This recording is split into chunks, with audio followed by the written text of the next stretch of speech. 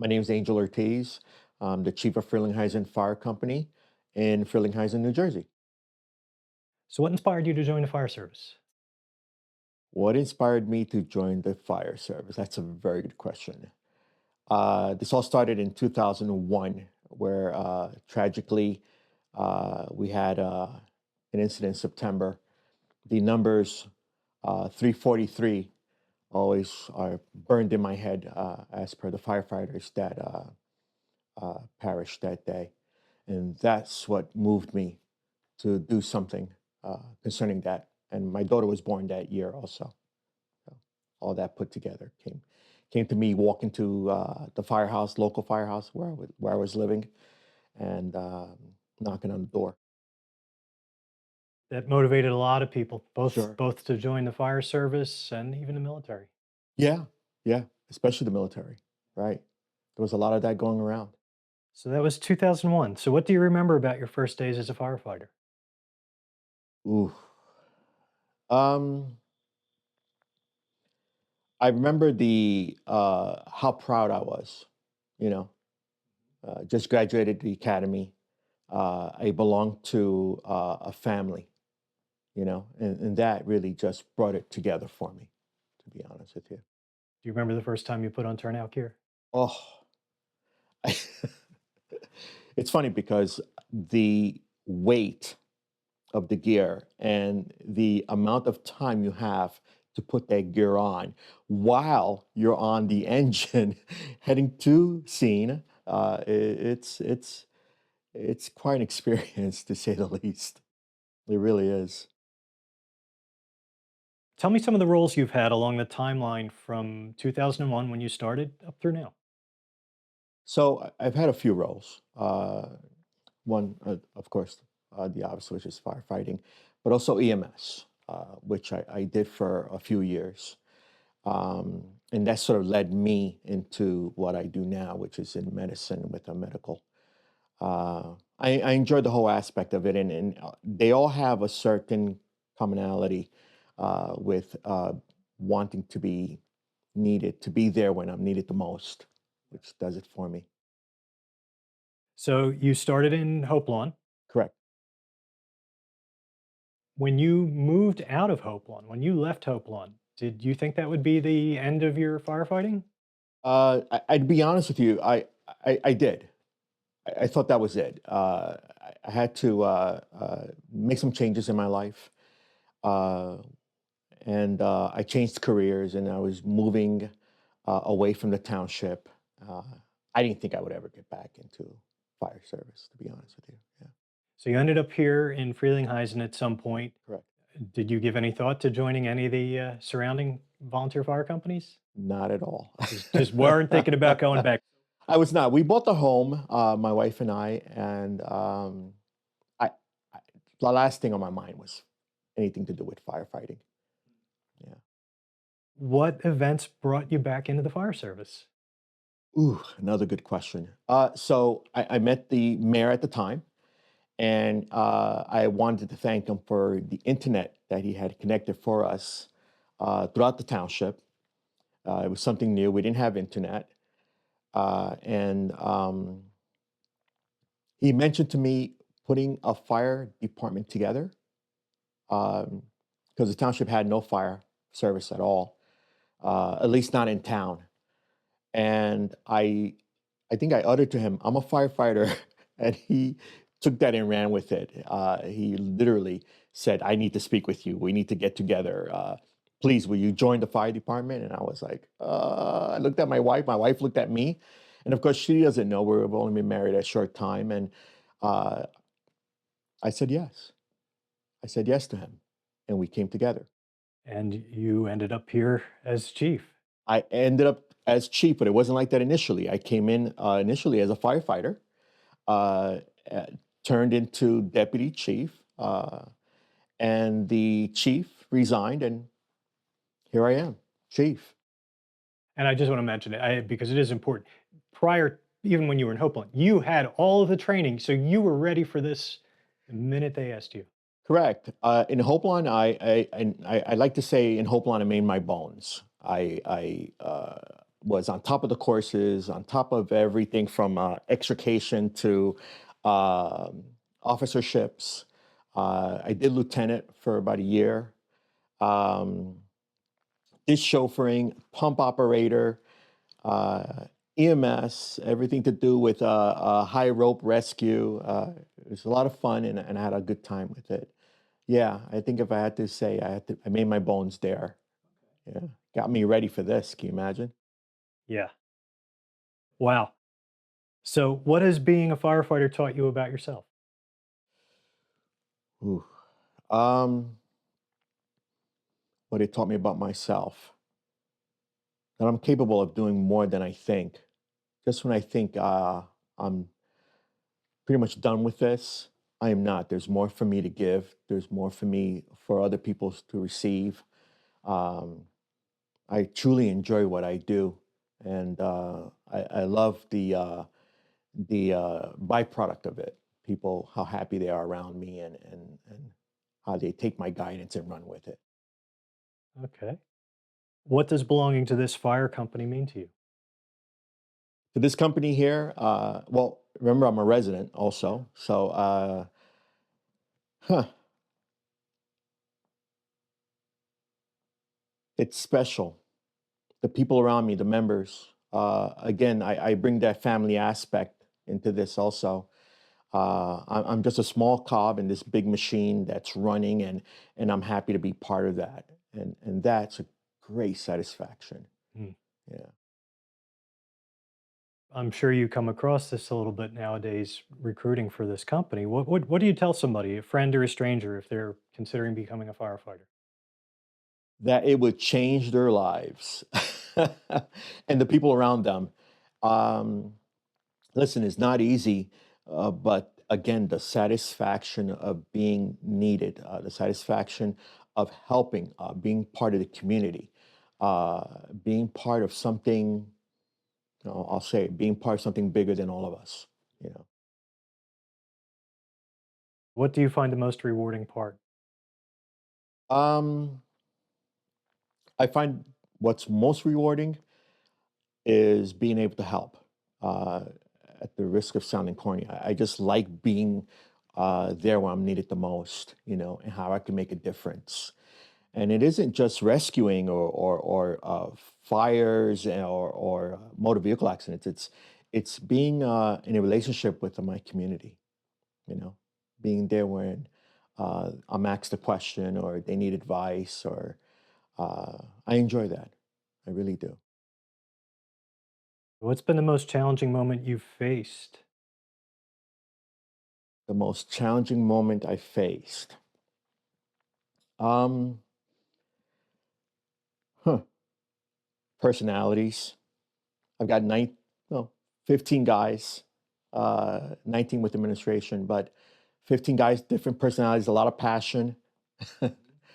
Managing has taught me quite a bit, and that's been the challenging, to be honest with you. Yeah, but we're getting through it. Yeah, we're getting Yeah. through it, and we're learning. You were the first in your family to be a firefighter, I was, yes, I am. and you have a daughter, I and do. you don't think she's going to. So once in a while, I sort of hint to her, but she's in the medical field. She's 24 years old. I'm very proud of her. She seems to be doing her own thing, and Okay, that's fine. that's fine. All Yeah, right, she's fine. wonderful. Yeah. What legacy do you hope to leave behind here with this fire company? Wow, legacy. Uh, that's a big word. That's a big word. Um, I hope to leave what's around us, what we're sitting in, what we're standing in right here, the firehouse. I think I would like that to be my legacy. What we've built here. I think it's important. I hope that it carries for generations to come. I think what we're doing here, there is no end game. We'll continue to grow. We'll continue to learn. We'll continue to adapt. We'll continue to become part of the residents and do good things here. That's what I want my legacy to be. You know? Yeah.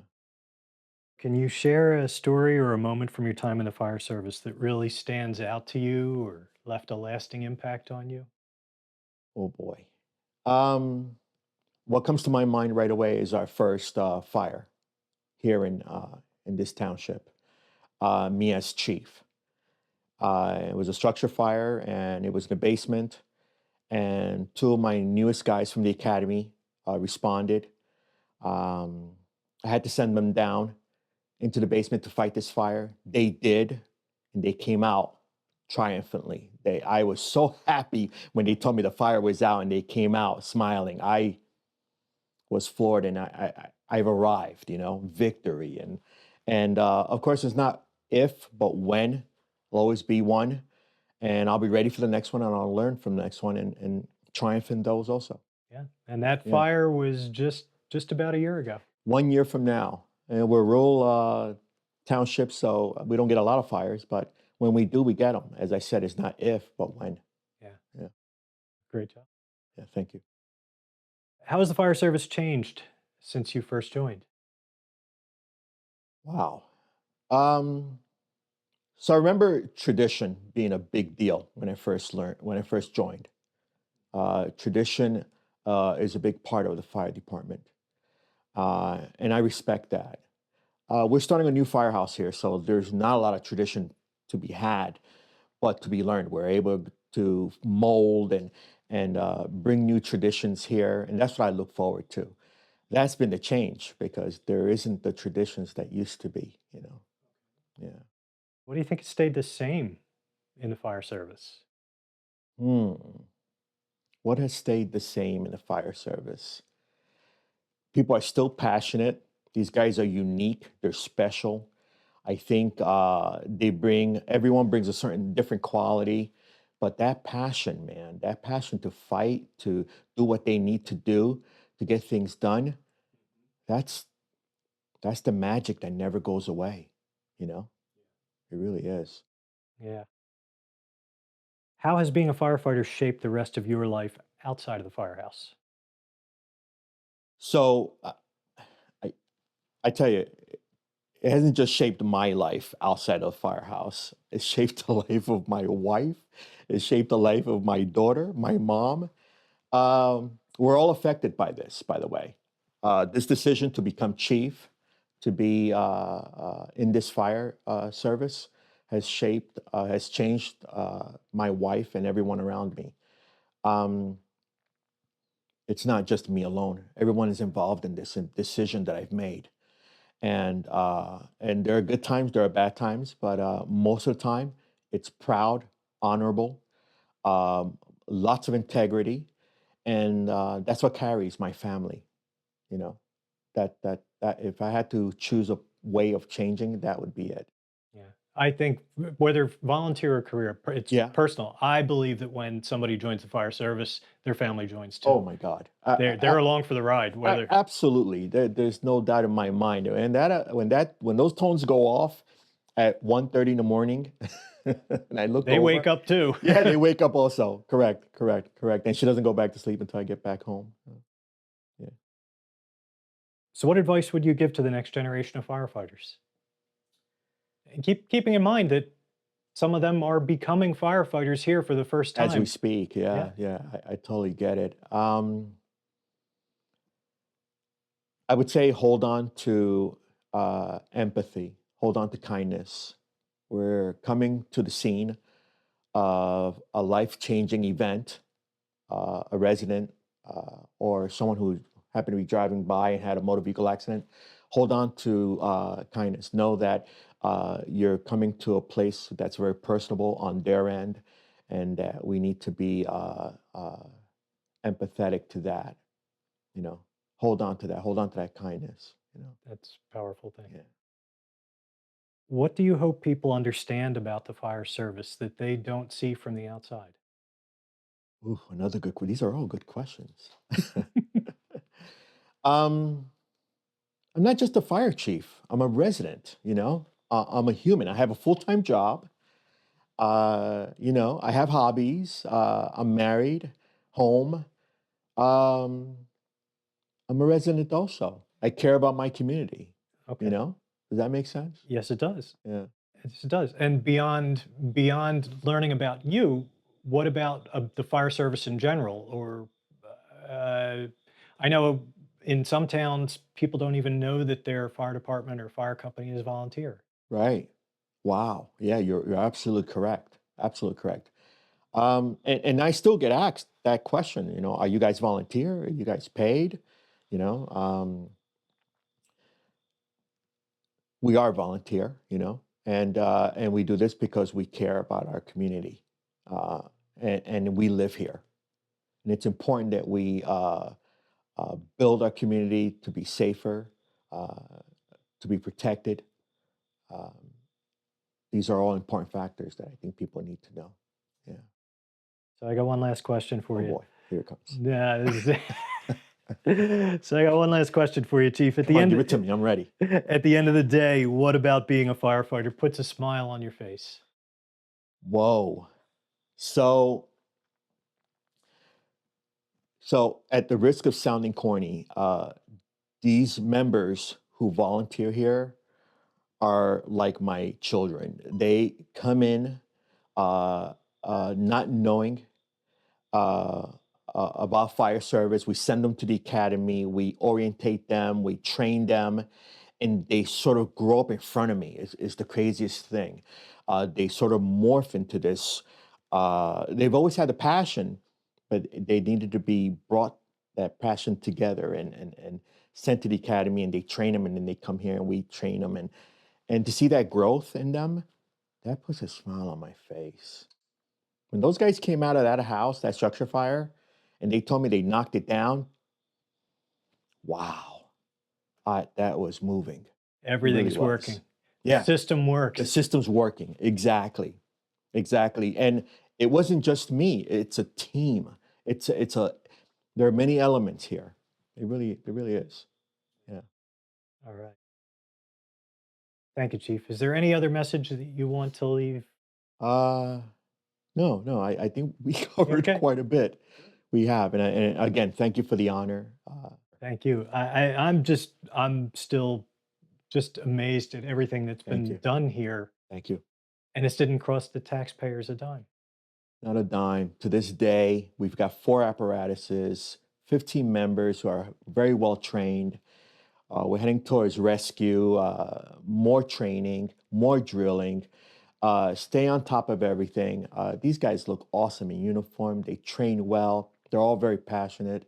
Look at the structure we have around us. Look at where you're sitting. It's amazing. Everything here donated.